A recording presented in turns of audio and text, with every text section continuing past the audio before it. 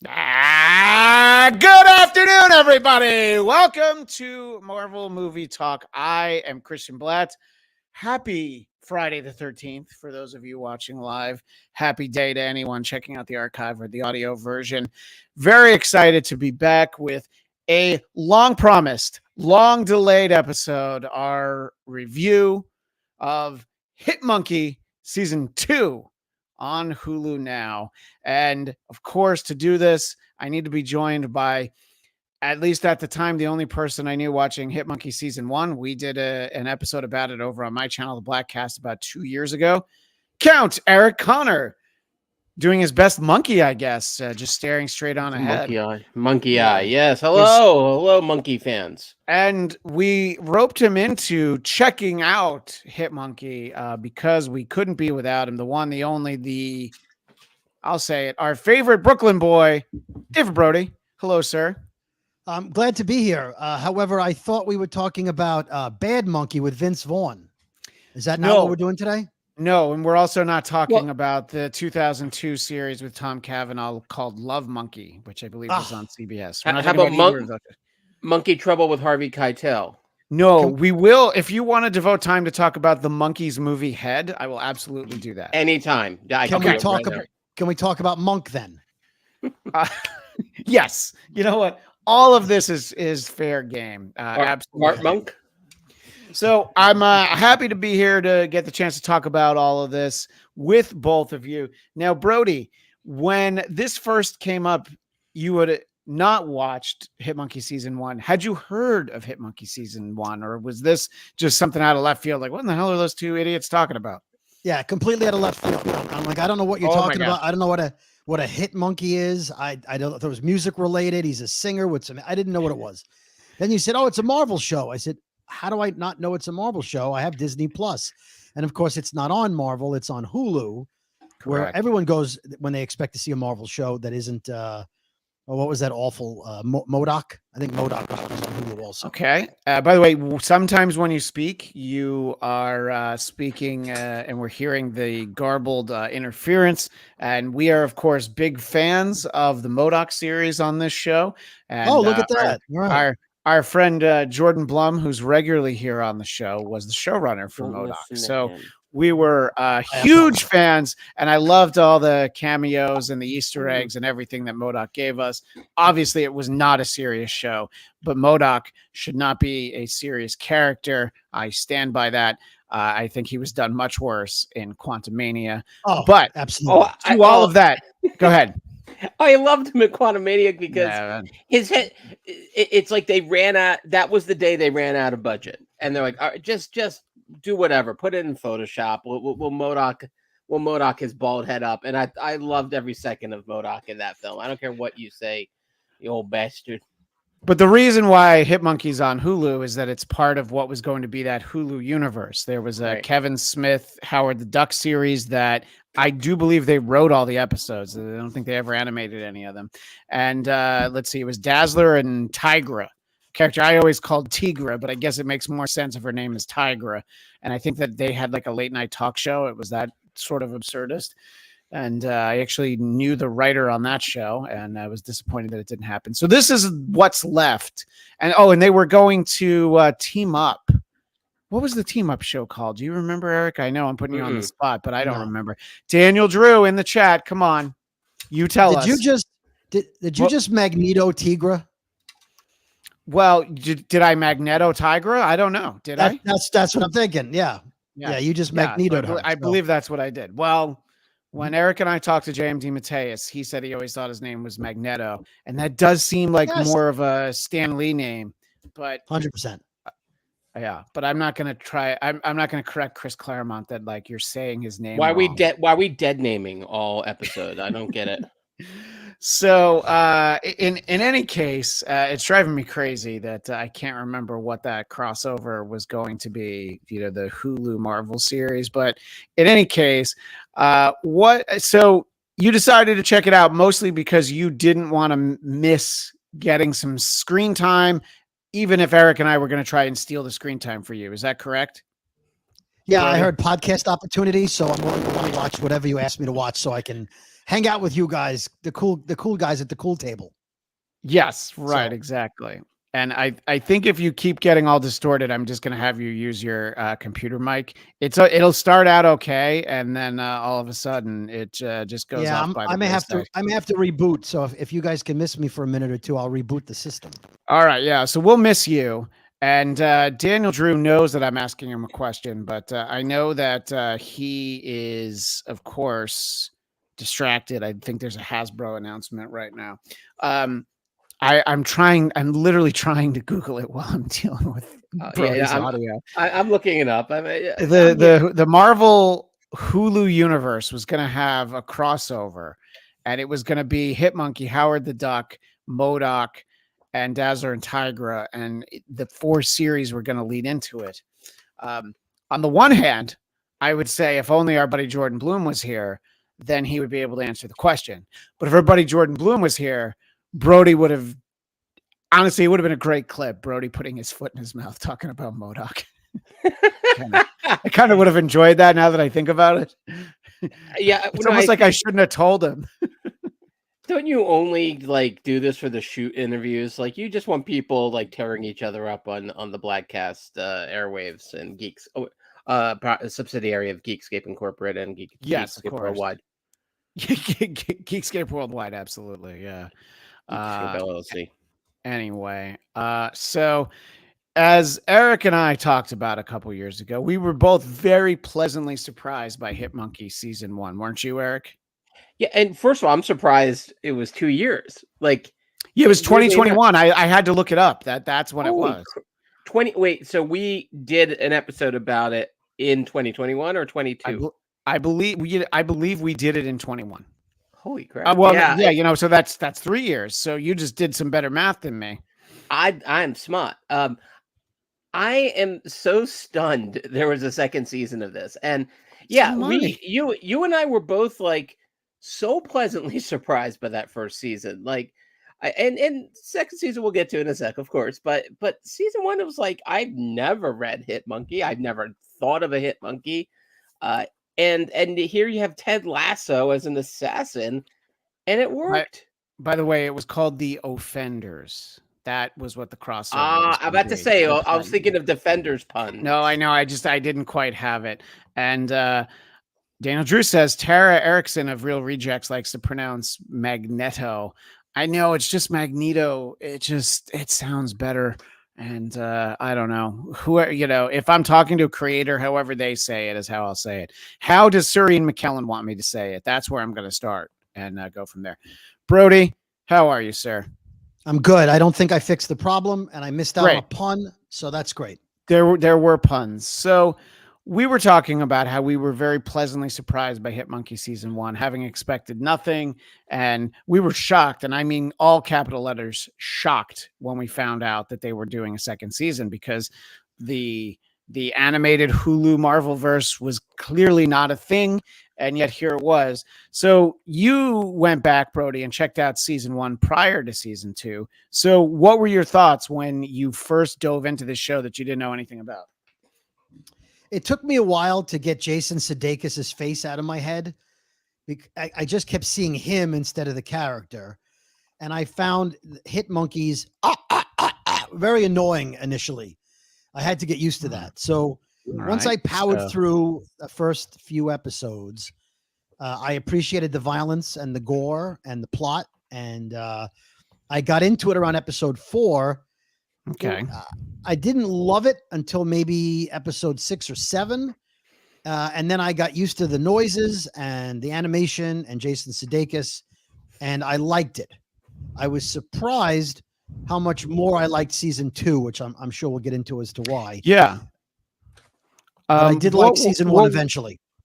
Yeah, no, and it was probably a little bit of a slow build, but it was also there were so many elements to it. I mean, that season was very heavy on George Takei, amongst other things, and I think that it was you know what the word is for it? It was so bonkers, and I don't call a lot of stuff bonkers. I'm just gonna put that right out there right now. But I feel like that's the way to describe what this show was, and really still is, even in season 2. I think bonkers is definitely the appropriate way to say it. And see, I wanted to bring up this image for our visual audience, even though you see sort of a variation of it behind us. I feel like Bryce looks an awful lot like Jason Sudeikis. So I didn't have a problem separating him. At the very least, it's like, oh, it's him as an SNL character. He's not Ted Lasso, but I felt like it definitely all worked. So it ends, Brody. You see all 10 episodes of season 1.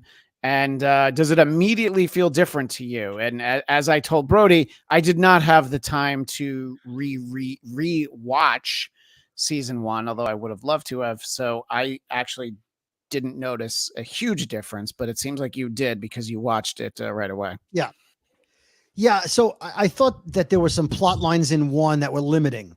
The fact that he couldn't speak, the fact that he had to follow the monkey wherever the monkey went. I thought it was an interesting thing, a concept, but to permanently do that was limiting as far as I thought. He could never talk to his daughter. He could never, and there was the constant frustration of the character not being able to communicate, right? And it was just, at some point, the monkey was annoying in trying to convey his thoughts. And I thought, it's missing, I don't know, a hero or a way for him to communicate. And season 2 seemed to fix all of the things that I didn't love about season 1. It brought in superheroes. It brought in more characters. It brought in, I thought, even more humor, but it also gave him the ability to speak, to be in the world again and interact with his daughter and see if he could change some of the mistakes he made in his life. And the way it ended was also fantastic. So I'm excited about season 3 as well.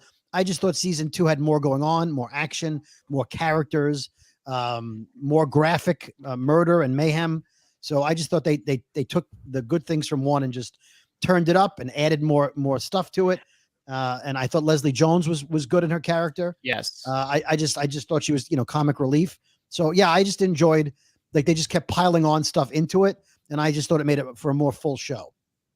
Yeah, no, I definitely agree. And yeah, getting past some of that stuff, coming up with the deal where Bryce could have a body and actually talk to people.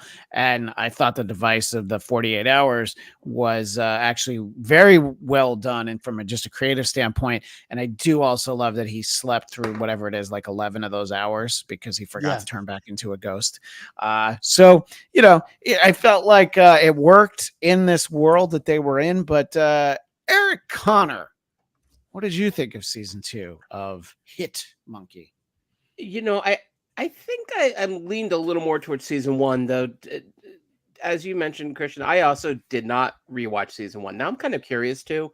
Especially, I kind of regret that I didn't watch like the last 2 episodes just to kind of get me in the right headspace. But I thought maybe season 2 got a little too big. As it went on, maybe threw a little bit too much. What's the expression? You throw a little too much in the gumbo.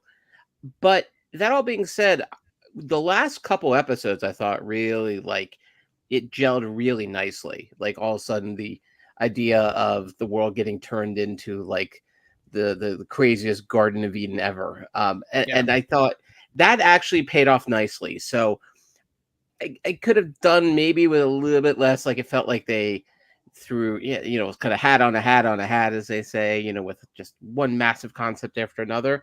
I think one of the smart things they do in the show, though, to your point, Brady, it's like more people could understand the monkey now than before. And I think that actually helped. I also love that characters just accept things like dad's a ghost and an assassin. Yeah, sure. You just don't have many scenes of people saying that's impossible. They just sort of take it, and it helps because it's a pretty short show. Although 10 episodes, once again, I'm just shocked that they greenlit 10 of these, not 6 or 8, but 10. Not many shows on Hulu will get that kind of order, and so clearly, I guess there's an audience there besides the 3 of us. I don't know who they are.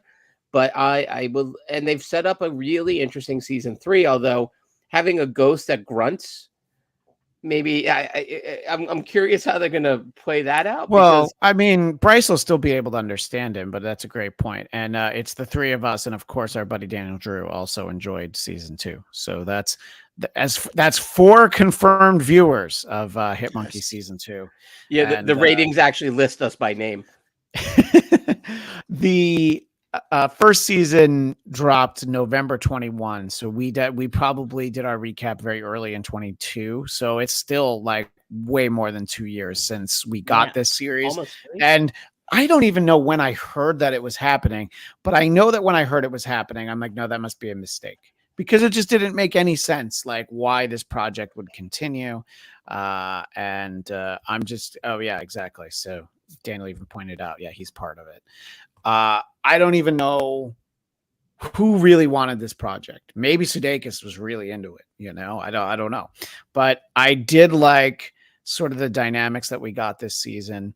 And I think that it's not, I mean, it's certainly worth mentioning that the voice casting just all across the board is tremendous on this show. You know, there are so many characters, there's so many familiar voices. Now, they're not all necessarily, you know, people that you're going to recognize, but Brody already mentioned it. I mean, I thought that the addition of Leslie Jones was great, to the level of, like, if you ever see the first season of It's Always Sunny in Philadelphia before Danny DeVito was on it, it's pretty good. Right. It's all right. It's pretty funny. But then when Frank, who's not really their dad, but kind of their dad, comes to town, it's like getting called up to the major leagues, you know? So she only made the show better by being on it. I thought she was very funny. And I like how much, you know, well, she hated everybody, but she really hated the monkey. I thought that was fun. And I'm very pro Leslie Jones. I loved her, the Weekend Update feature she used to do particularly, because you could tell she like was putting herself out there. She's fine in movies. I got no problem with her in movies, but I like when she's just sort of voicing herself. And I thought that was good. What did we think of sort of the overarching story for the season? And yes, it's 10 episodes, but it's old school in the way that every episode's 23, occasionally 24 minutes. So, you know, it took me like 2 months to watch this, but then I probably should have realized that I could have watched it in less than 3 hours, you know, but nobody's ever accused me of being smart. Let me ask you first, Brody, a very different sort of big bad collection of bads really than we had in season 1. How did you feel that worked as a runner throughout all 10 episodes? Well, I mean, they weren't necessarily, the heroes weren't big bads initially. You thought, or you were led to believe that they were good people. And you're like, oh, we got some good people here. There's obviously other heroes in the world. This is great. They seemed fairly interesting, a little weird. I thought it was a nice amalgamation of skills and abilities, and almost like a weird X-Men kind of group. And I thought it was interesting the way they suddenly were the usual bad guy, the guy with good intentions who thinks he knows better about how to run the world, and they turn into typical bad guys. But if visually it made for different action for me, it made for different abilities, different situations. And I enjoyed a little bit of the backstory of each one. It got a little weird with the boy band thing and the images inside his head. That was a little bit like, am I on an acid trip? Is the writer on an acid trip? That part was weird. It all made sense, I guess. But yeah, I liked having them. And then I enjoyed watching, most of them die because they all deserve to die. So that was fine. Well, as someone who, go ahead, finish your thought, Brody. No, my only thing was that I'm sad that some of them didn't stick around. I'm sad that I don't know what's going on exactly. I wanted the ghost, the sharpshooter woman. What was her name? The one who could throw the daggers. Bullseye. Like it was the actual Lady Bullseye or fake Lady Bullseye. Which one are you? No, Ghost Lady Bullseye. I thought the way they killed her was clever, but I liked Ghost Lady Bullseye because she sort of was like the flip side of Bryce and the monkey, and she was helping her. But fake Bullseye became Bullseye very quickly. She learned how to throw things accurately, very quickly. So I kind of like the idea of having Ghost Lady Bullseye there to kind of guide her. But they offed her. It was clever the way they got rid of her. So she became Bullseye even quicker than Colin Farrell, and Brody had brought up the boy band, and I'm worried about Eric Conner being triggered because, as we all know, he was one of the main members of a boy band in the late '90s, Delaware's finest boy band. Although, for the life of me, Eric, I can't remember the name of the boy band you were in. Do you remember, or should I Google it? Boys to Other Boys. Okay, that sounds like a porn I wouldn't rent. Yeah, that was true. Our spin-off. Well, we started as a soundtrack to that movie, and then we just kept the title. I thought that they were Hoagie and the Wawas. I thought was the name of because Delaware's finest. Scrapalicious actually was another one we worked with. Scrapalicious. I want to get your. It wasn't the Water Boys. The Water Boys. No? So, if I were smart, I would be keeping track of these because it always seems to happen during streams in which he has no interest, and I should really clip them together. In the chat, Hack Ride. Is this the Metalocalypse William Murder Face base suspension thread? Oh, no? Okay. I'll see myself out, but thank you for being here, Hack Ride. Go to Hack Ride Studios, especially if you have an affinity for the Howard Stern whack packer Eric the actor, because he's cataloging every phone call made by Eric the actor during his all too brief lifetime. Thank you, Hack Ride, for even popping in for a moment. But Eric, how did you feel when it came to the this notion of these guys who all we ever want to do is make everything better by killing everyone? Right. First of all, Mr. Hack Ride, and bye for now. There was one point when they were explaining themselves where I have to admit, they were like, you could call us the Assassins Cooperative and we fight the Aldermans. And it felt like a Rotary meeting at that point. And so it kind of lost me a little, but I mean, it's not shocking that, those dudes are actually bad and the devil is involved in so much of this. But when their plan actually came into fruition, I agree about the boy band stuff. I thought was one of those like 2 a.m. writers' rooms ideas that maybe should have just stayed. She-Hulk. Well, I can defend She-Hulk, but the boy band one is a little harder to defend. And I think like it at times it got a little bit too goofy for its own good, but I did enjoy like the sort of variety. Like that creepy little girl I thought was a great recurring character. I liked her bond with the monkey. I like the statue, so if nothing else, at least it was a kind of colorful rogues gallery, one that we haven't seen like a million times over. To your point, Brody, like, the powers were a little more specific and unique to them, which I think was great. But once like their plan actually came into formation, that's when I think it really, like, for me, then I appreciated them. Until then, I was kind of like, I felt they were a little talky. The stuff of Monkey, kind of like them all turning on each other, I don't know if that tracked as well as I would have hoped. But then those last 3 episodes were incredible. Like, I found myself, like, when it ended, I needed to keep watching right away, not just because we had this podcast today, but because I was genuinely excited about what came next. I like how they ended the episodes, by the way. I thought they took advantage of cliffhangers well. They took advantage of being a TV series well, which is something we come back to quite a bit with a lot of these shows that feel just like kind of bloated, out of shape movies. This felt like a TV series or a comic series even, I agree. They definitely did a good job with the serialized nature and some of the Japanese pop and rock songs continuing over the credits. I thought that was a nice touch. So the collection of the co-op, basically, that they were the good guys, but really the bad guys. And as it comes to some of those, I did want to kind of go through some of the additions and some of the guests to the cast. So as the voice of Iris is, it was Kristen Milotti, who is the mother from How I Met Your Mother. And I thought that she was a nice addition. But some of them that I would see the name, so then I had to look it up. So Rob Corddry was Buddy, the crime scene cleaner, and I couldn't quite place it. I'm like, I know this voice. And then the ancient Grecian woman that you're talking about, the statue, that's Stephanie Beatrice from Brooklyn Nine-Nine. Yeah, so I thought that was fun. But the one that I definitely didn't know, the time bending guy, the guy who, his fingernails grow because he slows time down, that was Jim Gaffigan. I had no idea, literally no idea.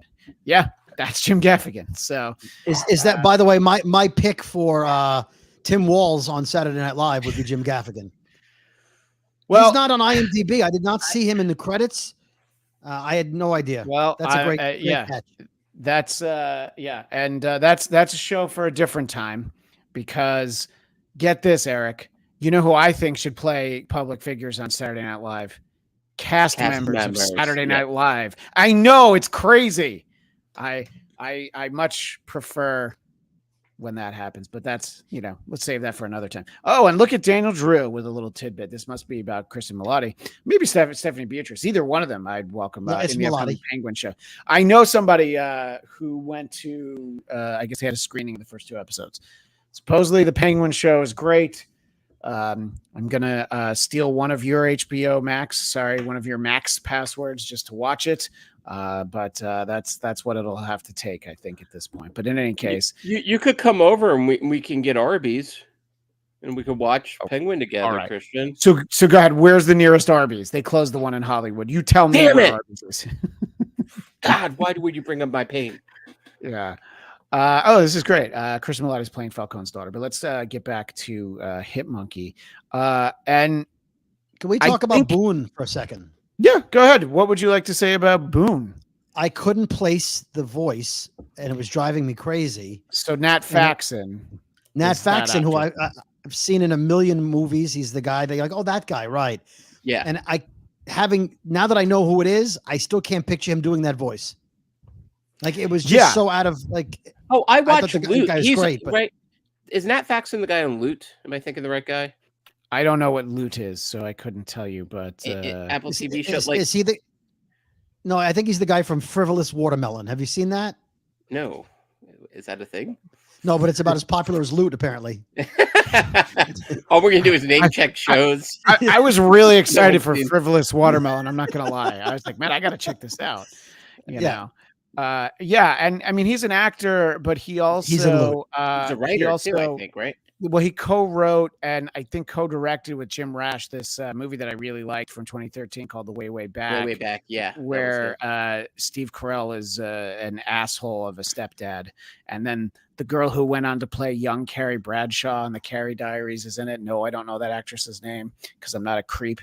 But anyway, that was a great movie. No. So that's what I know. Oh, yeah, you're right. I am a creep, just not in that way. No, well, but he was on the Conners. Yeah, well, there we go. My name check. But the fact that you would know the Carrie Bradshaw Diaries, any cast member is creepy, Christian. You know what? You're being such a Miranda right now. I can't even. Did you just call him a creepy Christian or creepy Christian? No, because creepy Christians would be one of the fake sketches from Studio 60 on the Sunset Strip. I love that show. It was an I love that show. I love. You know what? Wait, this is how the show should be. No, Christian's gonna throw himself out next. Come on, the New Orleans hurricane episode was terrific. It was fabulous. Wait, what was that? I know it was 30 Rock. It was 30 Rock's slower, dim-witted cousin. Yeah. You know, well, I'll tell you, I'm the idiot. I saw the pilots for both of those at Upfront's time that year. I watched both of them, and I'm like, this 30 Rock is garbage. It's so not funny, but I think Studio 60's got legs. And this was the version where they didn't have Jane, what's her name from Ally McBeal? Yeah, Jane Krakowski. Oh, yeah, right. Yeah. It was with Rachel Dratch, and I love Rachel Dratch. It's with Debbie Downer as the show didn't work. The show didn't work as well with Rachel Dratch. But anyway, well, that's why people tuned in. Interject for a moment, as I've been known to do. I interviewed Matthew Perry a number of years ago, and I asked him about Studio 60. I said, I think I was what was that, Mr. Sunshine? He was on the sitcom. Yeah. My wife was interviewing him for I was interviewing him for that show, and I said, I know no one likes to talk about old shows that didn't do well, but I really enjoyed you on Studio 60. And he said, yeah, it was one of the best things I worked on. It was terrific, except that Sorkin. He said Sorkin would rewrite the entire script right before we were ready to shoot, run in with pages, and we'd have to learn new lines. Then he would change them. He said the guy was out of his fucking mind during that show, and he couldn't give them a script in advance. And they had no idea what they were doing from day to day, hour to hour. He said, it's a damn shame because if you watch, the first couple episodes were terrific. And then it went off the rails because he was trying to outdo his own legacy, and he nothing was perfect. And he wrecked the whole show by changing the script moment to moment and rewriting as they were doing it. And he said, you could just see the show went right in the toilet. He goes, I knew it wasn't going to last.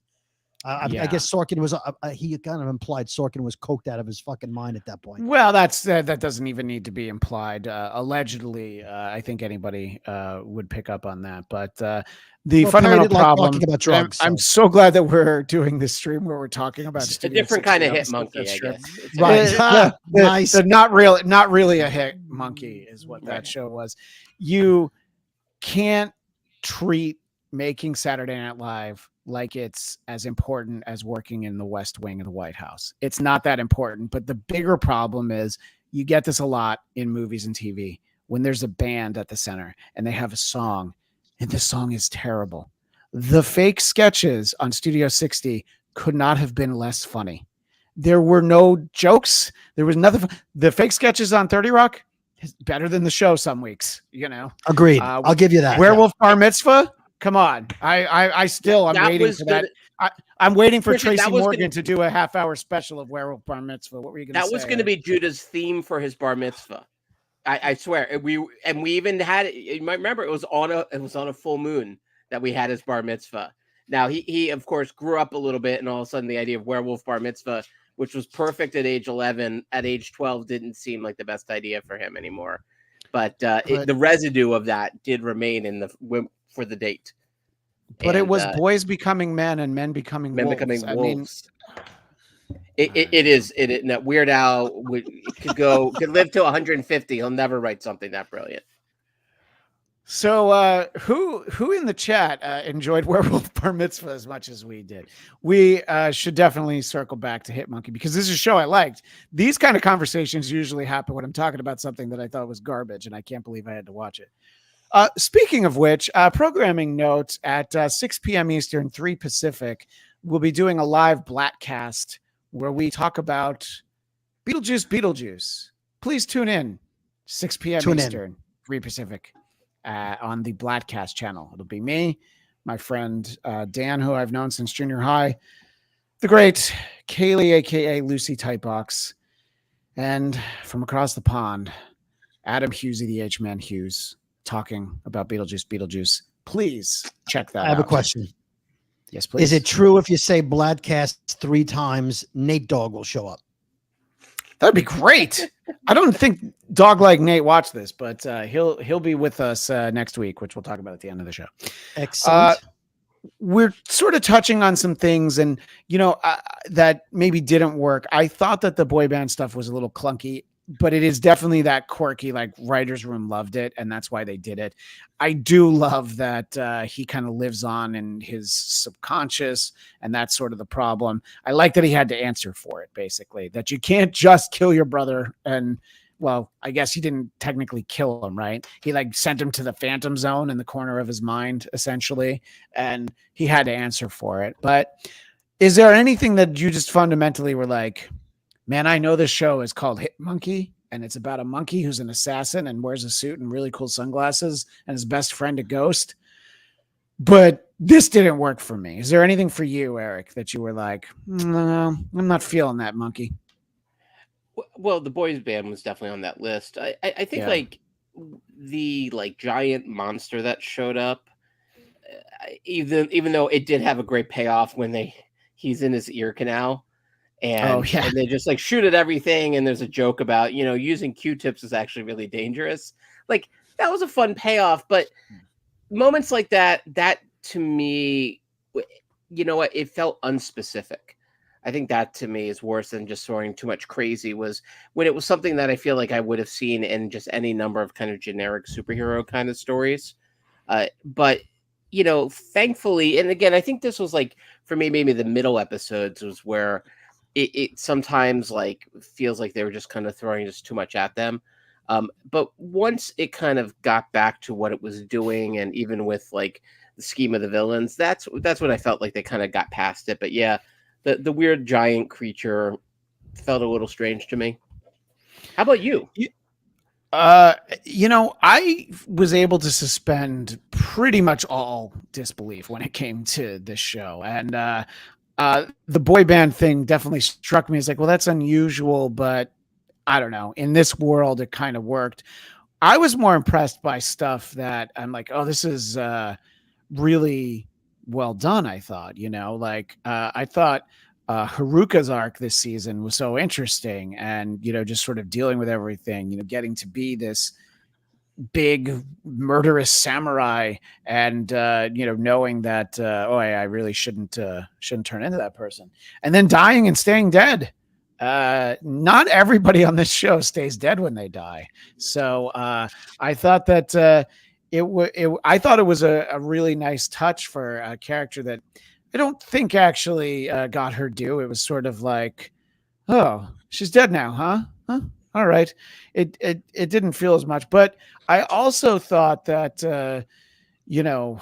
I guess Matsumoto is that's Lady Bullseye. That's the ghost version of her, and like Brody said, she's gone too. And I'm like, oh, I could have stood to have a little bit more of her, I don't know. And Olivia Munn as a Kiku / fake Lady Bullseye, I thought did some nice work too. But I don't know. There were all these new characters, and I almost feel like they didn't necessarily do justice. I think Iris worked really well because, I don't know. I mean, Bryce needed something. You know what I mean? But go ahead, Eric.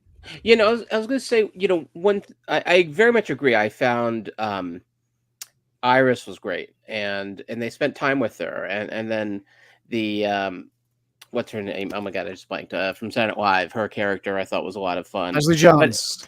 But I agree. The other two, it did feel like it was missing something about them, where I oftentimes found myself almost confusing them with each other. I know there were like characters who knew each other from season 1, but I found I wasn't as rooted in them. But when they died, to your point, they also like, you actually feel something. Like Monkey is like heartbroken about the one death. And I think like that's actually the thing about this show that season 1 and season 2 surprised me. It's like this moments of heart that actually land, in a way that like Guardians pulls off in its best moments too.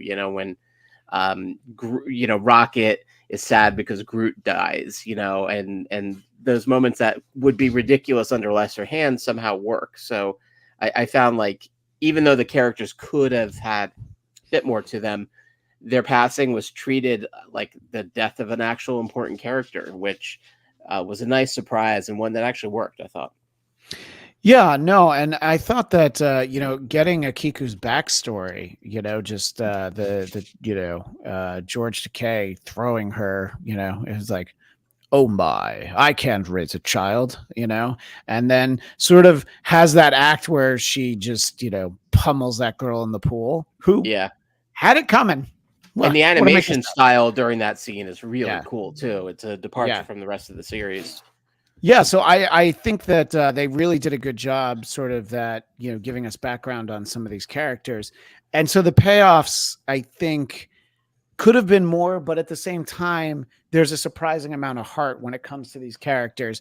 And you've been talking about the little girl, the co-op, that character's name is Dot, and just the emotions that she feels when it's like, oh, wait, you didn't tell me we were the bad guys. And it's like, of course we didn't tell you we're the bad guys, So the fact that there was somebody sympathetic that knew that Monkey was trying to do the right thing, I thought worked. What did you think, Brody? Did you feel like there was some surprising amount of heart? Do you feel like it missed the mark? What did you think about all that?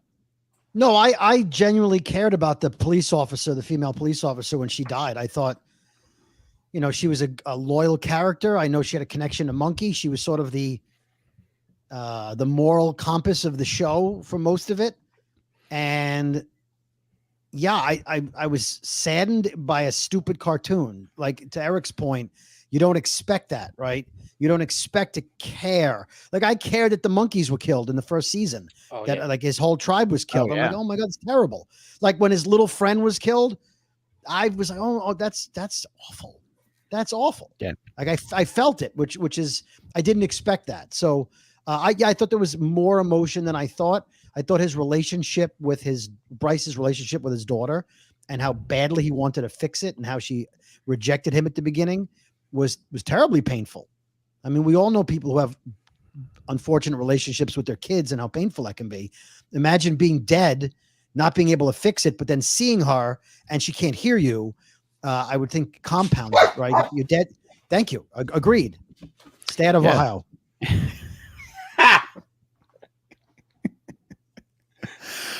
Which, by the way, that's advice to everyone. Everyone should stay out of Ohio. I mean, come on, let's be honest. And that's the surprising thing sometimes these shows. There's shows where you aren't surprised that they tugged at the heartstrings because you're like, all right, I see what they're building to, like, oh my gosh, this is a terrible story where a kid has some terminal disease. This is not going to end well for me in terms of keeping my eyes dry. But a show called Hit Monkey is probably the last thing that you think you're going to feel like, oh, I'm going to miss that character, especially because other characters don't stay dead, Right. Yeah.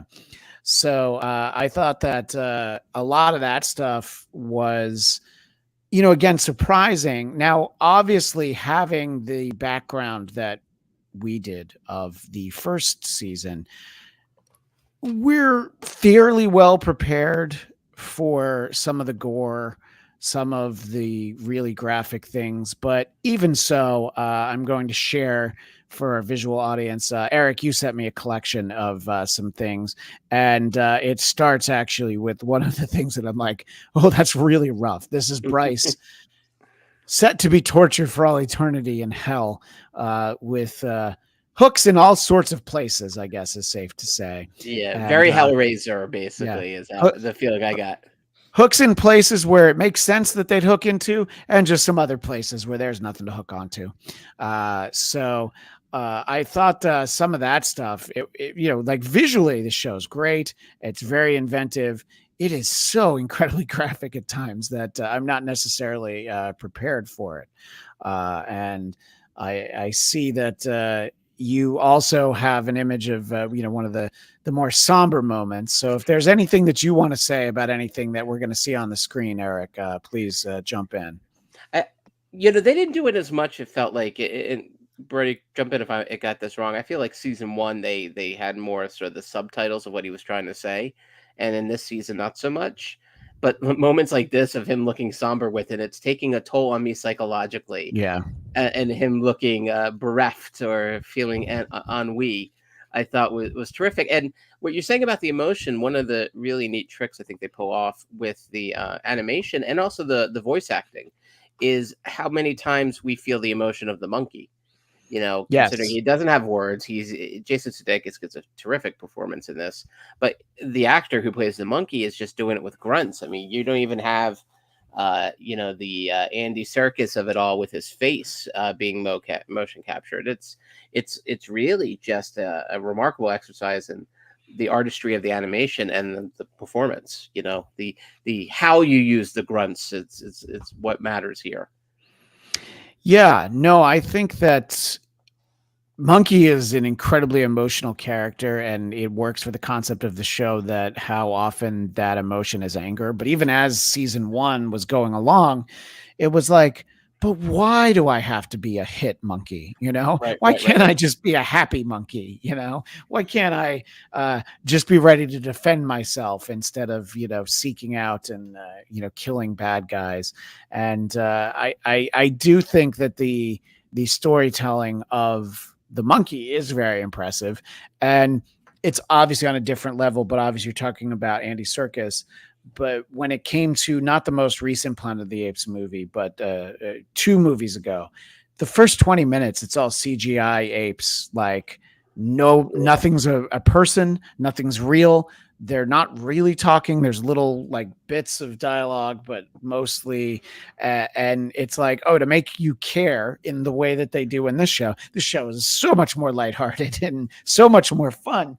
But you do have these moments where you see that it's definitely taking a lot out of Hitmonkey.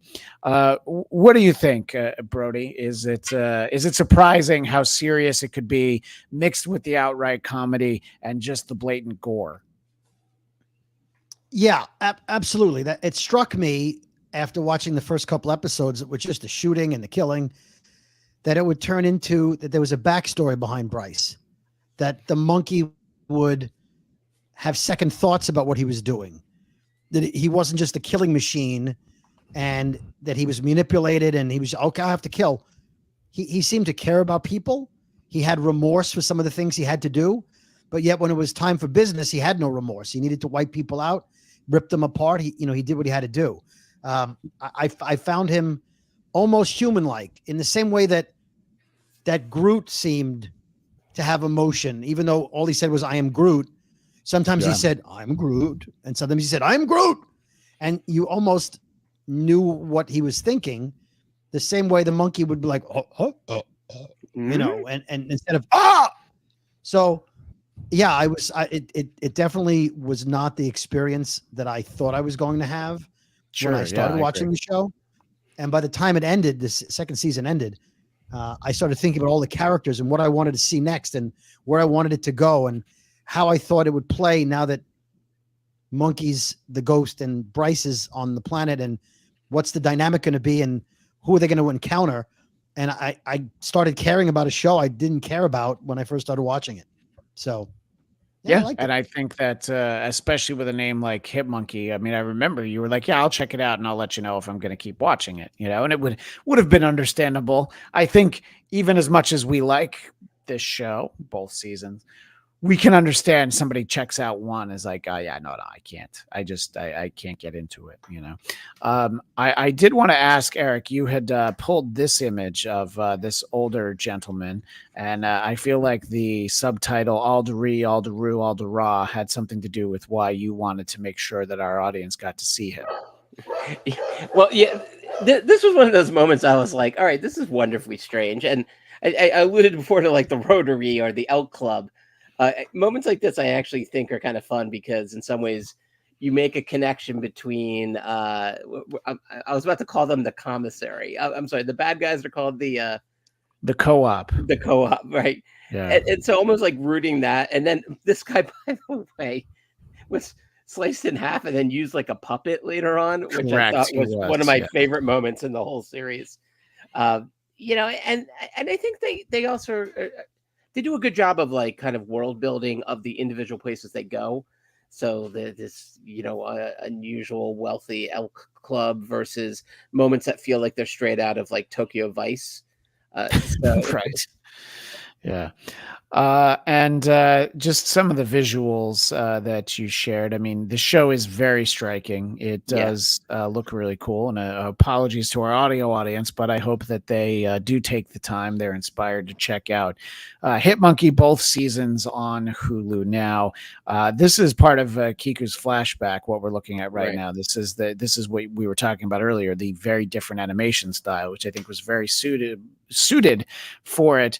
And by the way, Daniel Drew commented earlier that the other girl definitely had it coming when she was bludgeoned in the pool, I believe to death. I believe that girl didn't survive, but I could be wrong. It didn't look good, even if she survived. I don't know if she's gonna be winning any beauty contest anytime soon. She might have turned into one of those girls that they call lefty because she doesn't have a right hand anymore. I don't know. I didn't see what happened. We didn't get that story. I don't necessarily know, but the visuals are striking, and this is, of course, what I'm talking about. Just sort of the very stylized, unrealistic, but just sort of from the depths of her memories, just dealing with being harassed. And having all she could stand and not stands no more, except instead of eating spinach, she just started pummeling this girl and drowned her, or tried to drown her. But we were sort of talking earlier about Lady Bullseye, the ghost, and her death. The visual on that was also fairly compelling, and perhaps unnecessary, but they probably felt like they'd gotten enough out of her. Is that why you chose to share the image of Lady Bullseye, the ghost version, getting basically dissolved by salt, which was established that that's what kills ghosts in this universe? Yeah, when also they're tethered to their human, I don't know if it's necessarily a host, but the human companion. And so when she jumped in the water knowing that would bring her along, and watching holes appear in her, I thought this sequence was just a really fabulous way to kill off an incredibly unlikable character. Yeah, and I think that a very unlikable character is, of course, a very well developed, well portrayed in every sense of the word character. Because if you don't feel anything about the character, it's she's not Cousin Oliver. It's they don't boo nobodies, right? Yeah, right, exactly. But yes, you've never been to a Mets game. Oh, he has. Yeah. But in terms of the graphic nature of some of the stuff, when the plants are overtaking New York and as the co-op is being defeated, that's just some brutal, crazy stuff. And I think it's in this email. So that reminded you of Stephen King, it looks like. What? Yeah. In Creepshow, when Creepshow, this short where he basically turns into just, it gets covered in moss and grass growing out of every orifice. And when I saw this as a kid, this terrified me.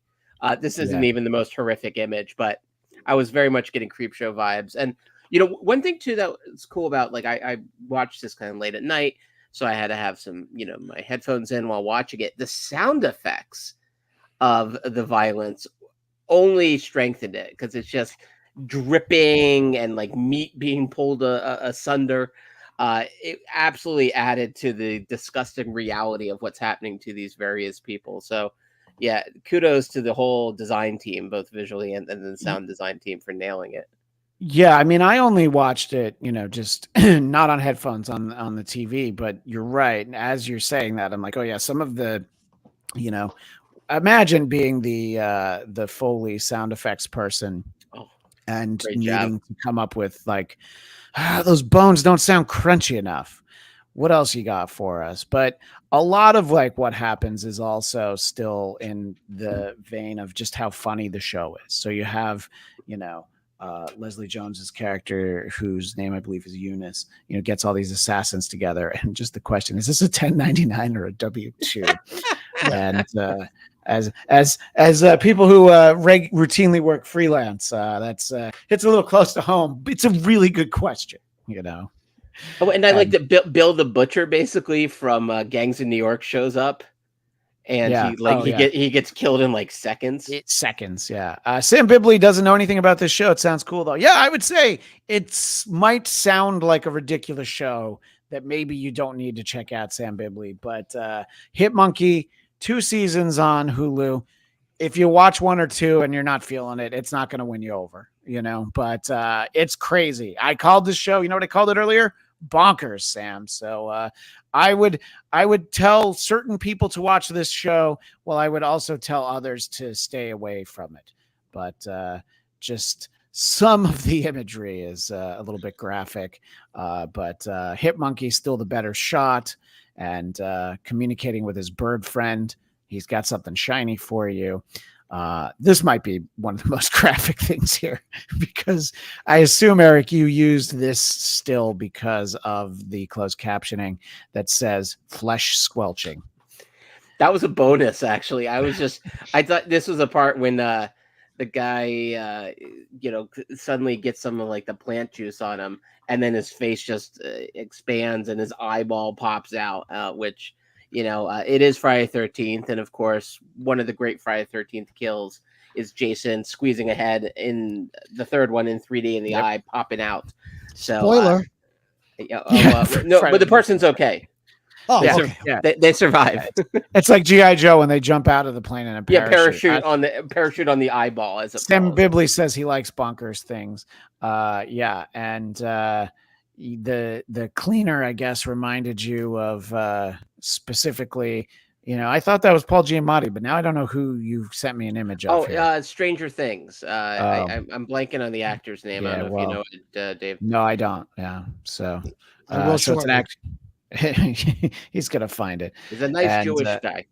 Yeah. So there is as we sort of wind down. In general, we're happy because it's a show about a monkey assassin. What do you want? So in general, I was again surprised. It would have been interesting to rewatch season 1. I wonder how different they are. Yes, Brody, you have it. That is your Brett Gelman, tribe member. Thank you. Yes. Wait, the producer of Regis and Kathy Lee. No, that's just Gelman. Oh, sorry. This is Brett Gelman. I'm out of control. What kind of a name is Cody? Wow. In any case, though, I was very happy with it. And now we wonder, look, I thought it was very unlikely we would get season 2. I would not hold my breath for season 3, but if we got it. There's clearly going to be a season 3. Well, the only argument to be made for a season 3 is like, well, they made a season 2 when they had no business making a season 2. So I hope they do, Brody. I want more. It would be interesting to see how the dynamic shifts I think that's good. I think it's important to mix it up, have change sort of the power dynamic. And then Bryce is human now, which I think that the lesson there is like, oh, you think hell is bad? How about being a human and just living on Earth for the rest of your life, especially in the year 2024? Like, that's going to be worse. So you're welcome. But if there's one thing you'd like to see from a third season of Hit Monkey, and I'll ask, anyone in the chat, but Daniel Drew, I know you're the one in the chat most invested in the show. What would you like to see the one thing you'd most like to see from another season, Brody? I would like to see Hit Monkey fix his relationship with his estranged daughter. Hit Monkey with his estranged daughter. Yes. Thank you, Eric. There may be many. What about you, Eric? Of season 3, I'd be curious to see how Iris works into the business a bit more. Like, she already turned out to be very good at cleaning.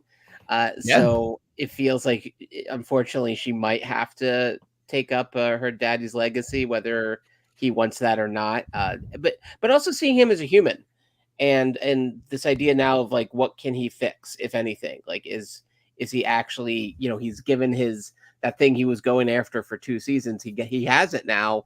Can he actually do anything with it? Yeah. I agree with something Brody said early in the episode. I like that we had superpowered characters. It sort of added, a more comic booky level. I'd like more of that. I don't need any of these characters who are supposed to be dead. They can all stay dead. I'd like something else. I don't think we'll get an official Marvel character, but that's what I'd really like. And I mean, literally anybody. I don't care who it is. It would be cool to see Hit Monkey interact with someone. And Daniel Drew, not 100% sure, but season 3 might be in 2025. We'll see. We did get the Devil already. So I think Mephisto wouldn't be much of a departure. He would just have to look like that Mephisto. So again, Hit Monkey seasons 1 and 2, both on Hulu. Daniel sent me a couple of quick things because he was checking this out. So I guess there was an announcement of some new action figures, thanks to Marvel Legend. But because these are on X, I can't scroll through the images. I have to open and close them periodically, so it takes a moment. But hey, remember Kang? Remember how Kang was going to be a thing for a minute there? No. Does have Kang's lawyer? Hi, Kang. Hi, Kang's lawyers. Yeah. By the way, he looks really cool. So this is from Hasbro's PulseCon. They introduced some very cool looking figures. I don't have the money nor the inclination nor want to try to explain to my wife why I would get any of these. But I mean, there's no disputing how cool they look. Eric, you're somebody who has a lot of junk in that room you're in.